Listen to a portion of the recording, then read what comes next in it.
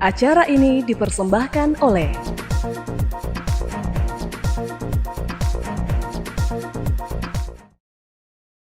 Halo pemirsa Monas TV, senang sekali saya Andrea Ririn Karina dapat kembali menjumpai Anda dalam Monas Daily. Dalam beberapa menit ke depan kami akan menyajikan berita-berita terpercaya hanya untuk Anda.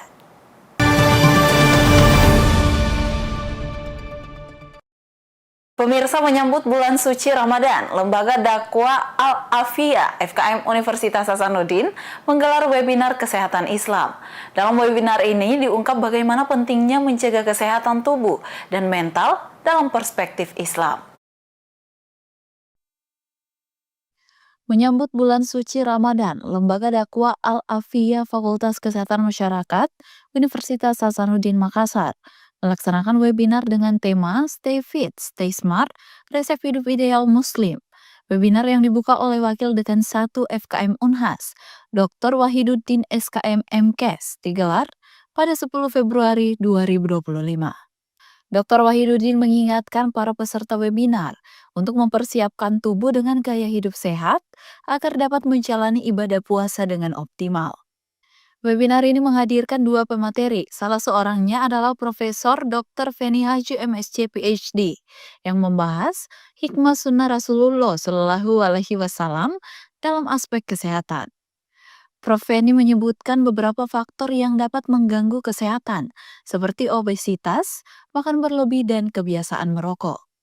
Guru besar FKM Unhas ini juga mengingatkan bahwa menjaga pola hidup sehat harus dimulai sejak muda, agar dapat mencegah penyakit-penyakit serius seperti jantung, stroke, diabetes, ginjal, dan kanker.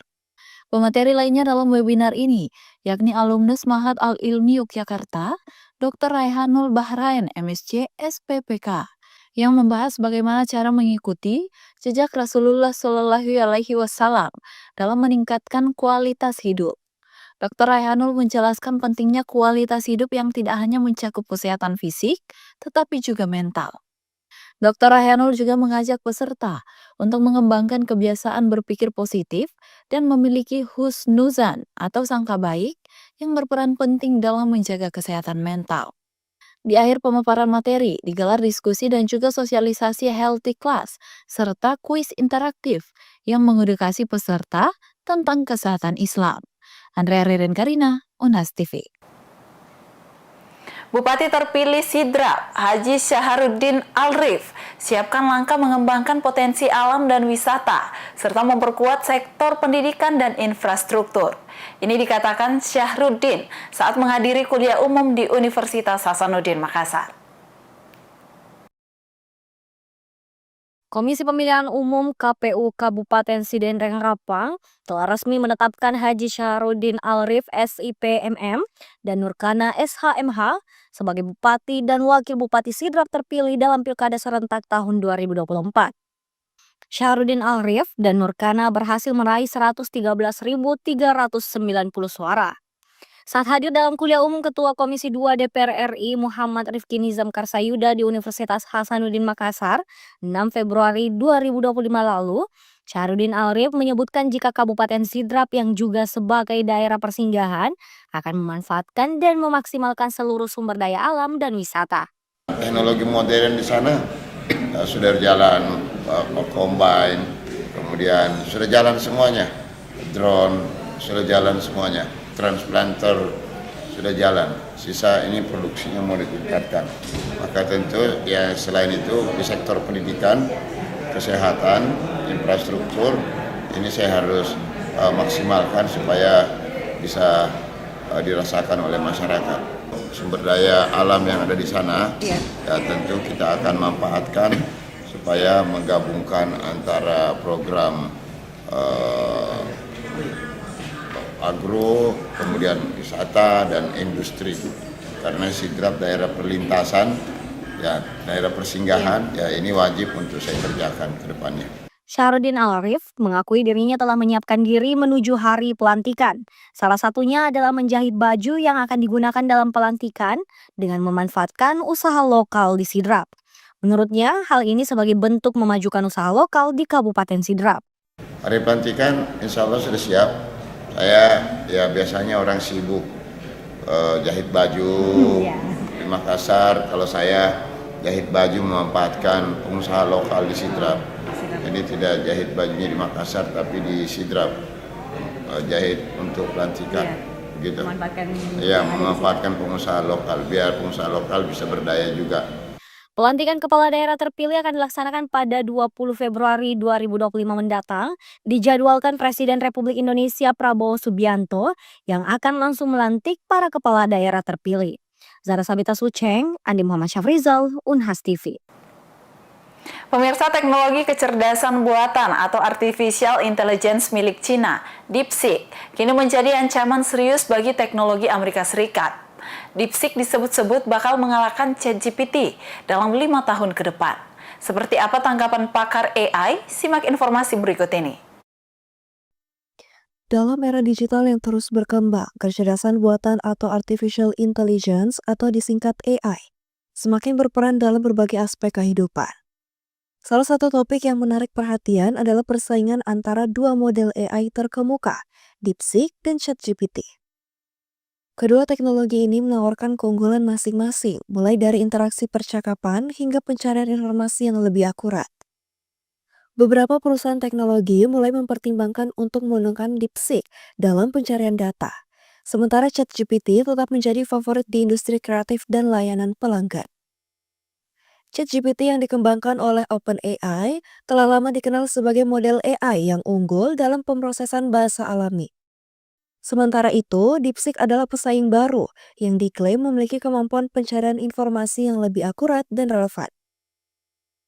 Pakar teknologi kecerdasan buatan atau AI dari Universitas Hasanuddin Makassar, Profesor Dr. Insinyur Indra Bayu STMTM BUSIS IPM ASEAN Engineering, menilai jika dua model AI tersebut memiliki keunggulan masing-masing. Namun, menurut Ketua Departemen Teknik Informatika Unhas ini, yang harus diperhatikan adalah pentingnya menjaga data-data vital agar keamanan data pengguna bisa lebih terjaga. Yang namanya AI pasti evolusinya cepat, ya. Bagaimana dengan DeepSeek Cina yang sekarang sudah menantang ChatGPT dari OpenAI itu sendiri, ya itu wajar aja sih saya lihat. Ini kan cuma masalah how to invent better algorithm dibanding yang lain. Ya kita tidak tahu, mungkin nanti ada negara lain yang menciptakan juga, apakah dari Jepang atau apakah dari Korea Selatan, we don't know. Jadi kalau dikatakan bagaimana tren AI karena adanya DeepSeek, ya itu cuma salah satu fitur aja atau salah satu ciri tentang perkembangan AI yang memang tidak akan berhenti dalam hitungan jam saja gitu sudah ada perubahan-perubahan. Jadi ya wajar saja sih sehingga Cina akhirnya memutuskan seperti itu. Esensinya kan the new currency is data, the new currency is not oil anymore, ya. Bahwa yang menguasai data, yang bisa mengolah data, data mining kah, data science kah, dalam hal ini sebagai subset dari artificial intelligence, maka dia akan menguasai dunia, kan begitu. Jadi esensi filosofi dari ChatGPT maupun DeepSeek itu adalah bagaimana mengolah data itu kan, menganalisis data, mempresent data berdasarkan apa query dari user, sebenarnya sama aja seterusnya.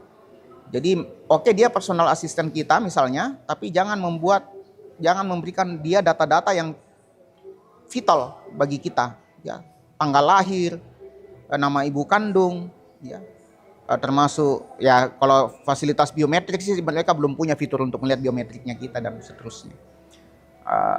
Ya kalau dikatakan DeepSeek apakah berisiko? Lah ChatGPT juga berisiko, sama aja. Ya, jadi semua pasti punya risiko.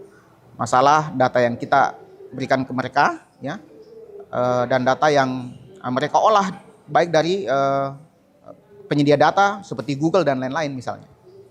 Jadi ya tidak ada yang tidak aman, semua pasti ada risikonya. Prof. Indra Bayu pun memberikan prediksi terkait keunggulan dua model AI tersebut pada 5 tahun ke depan. Kalau saya coba uji, ChatGPT itu lebih robust. Lebih robust, mungkin karena lebih senior ya. Lebih robust dari sisi apa ya, akurat hampir sama, akurasi, tapi lebih fleksibel ChatGPT. Mungkin karena dia sudah duluan, pemain lama, ya, jadi algoritmanya sudah lebih matang. Bahasa yang digunakan ChatGPT juga lebih casual. Coba aja Anda bertanya sama dia pasti lebih casual, lebih nyantai gitu. Tapi kelebihan DeepSeek yang saya lihat adalah kecepatan. Kenapa? Karena begini analoginya, mungkin begini ya. Saya coba kasih analogi.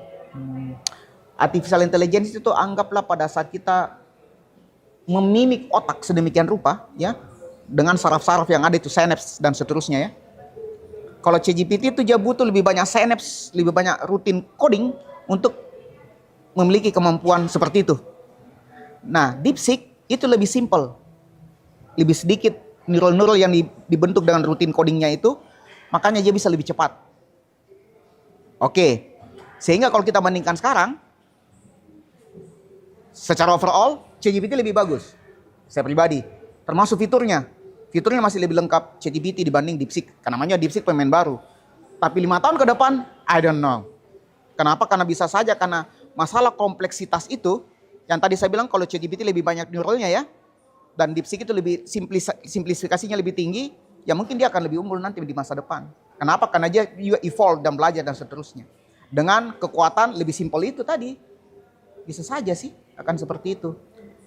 Begini, semakin banyak AI belajar tentang sesuatu, maka dia semakin membutuh storage yang besar di cloud atau dimanapun itu, dia butuh makin banyak storage. Kan dia lagi belajar, sama otak Anda dikasih makin penuh gitu loh.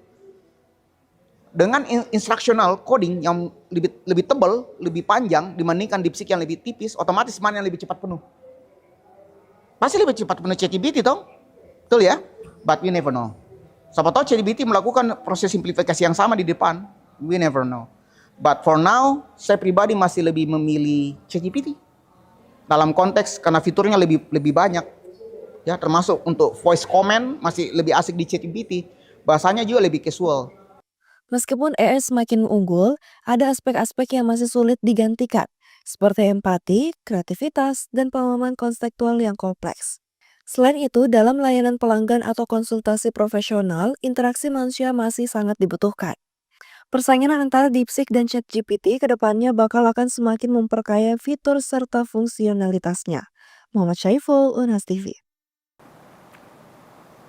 Pemirsa, meskipun telah menyikat gigi sebelum tidur, masih dirasakan bau mulut saat bangun tidur. Apakah ini merupakan hal normal dalam kesehatan gigi dan mulut? Simak jawaban dari ahlinya berikut ini. Bau mulut yang tidak sedap seringkali dirasakan saat bangun tidur, meskipun telah menyikat gigi sebelum tidur. Hal ini tentu bisa membuat seseorang merasa tidak nyaman, terganggu, dan bahkan merasa tidak percaya diri. Namun kondisi tersebut dinilai normal.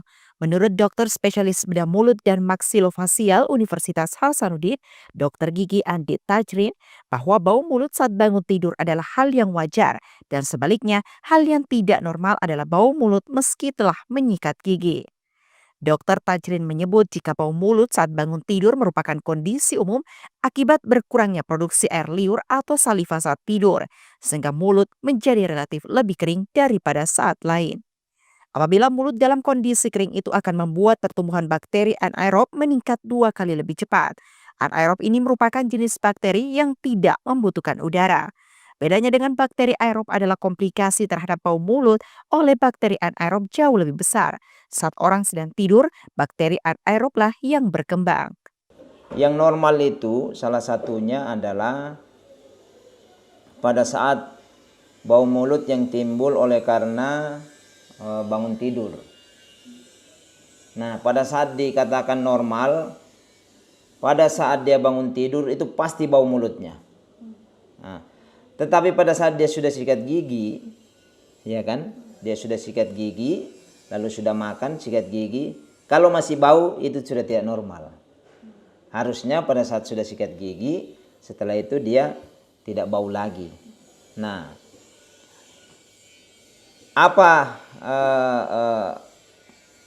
kenapa ya penyebab utama bau mulut pada saat tidur? Yang pertama adalah penurunan dari produksi air liur. Jadi penurunan produksi air liur pada saat orang tidur itu dia menurun sekitar 2/3. Ya, 2/3 air liur itu turun pada saat dia tidur. Kalau air liur turun, ya, itu akan cenderung menyebabkan mulut menjadi kering.